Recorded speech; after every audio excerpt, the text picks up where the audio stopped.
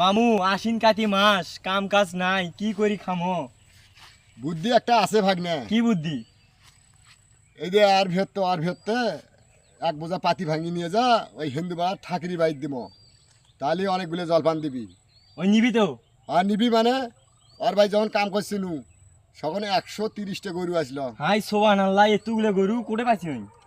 ওই হলো ওই যে বিয়ে বাদি পড়ায়, পুজো পানি করে, মানে মেলা জায়গা অনুষ্ঠান করে, যে মানে ঠাকুর মানুষ তো, হ্যাঁ। মানে কেউ গরু দেয়, বকরি দেয়, ওই নাড়ু দেয়, নারিকল দেয়, জলপান দেয়, মানে খইমুড়ি দেয়, মানে যাই ওর ভাই মানে এই পাতি হোক বা ঘাসে হোক নিয়ে যাবি, মানে তাকেই ওই জলপান দেয়।